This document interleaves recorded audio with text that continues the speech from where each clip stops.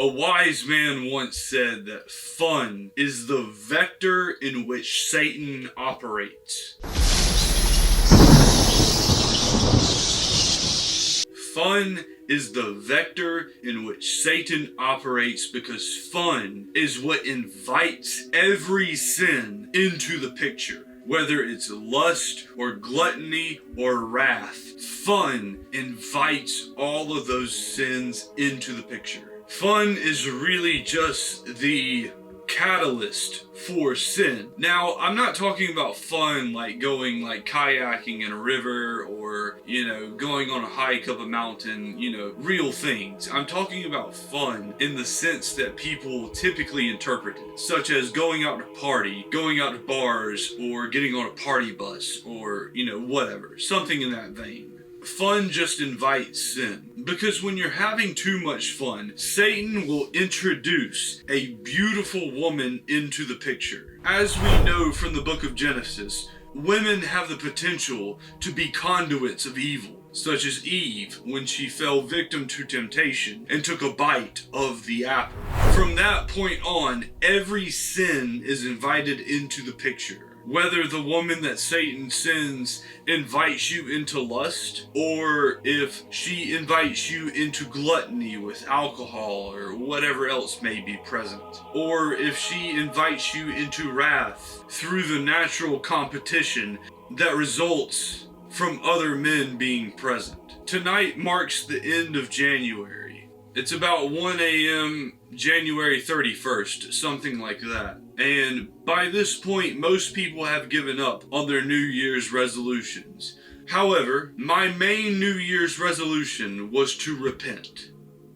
My main New Year's resolution was to repent of all sin. However, that is much, much harder than it seems.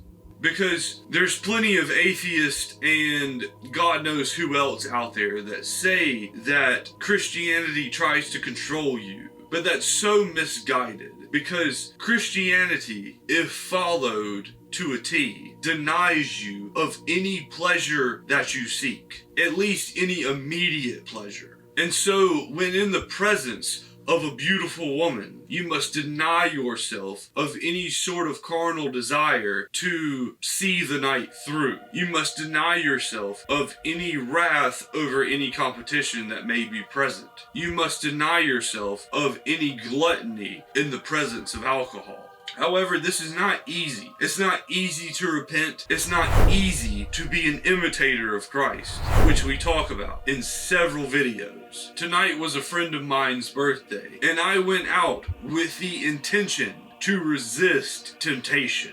We asked the Lord not to lead us into temptation. However, it is almost impossible to resist. And so you'll fall victim to it. You'll fall victim to sin. You'll fall victim to the influences of women. You'll fall victim to the seduction of alcohol. T.I. has a song about this. Blame it on the alcohol, or however it goes. That song itself is a lack of resistance to temptation. And we'll talk about this very soon in a future video when we discuss the Injustice comic, about how Superman himself fails to resist temptation. We all must live a godly life. We all must resist the addition to any sin that Christ endured on the cross. And so depending on your environment, this can be very difficult. This is not easy, but if it was easy, it would not be worth anything. So in an urban environment, such as a city here in the United States, sin is damn near ubiquitous. Sin runs amok.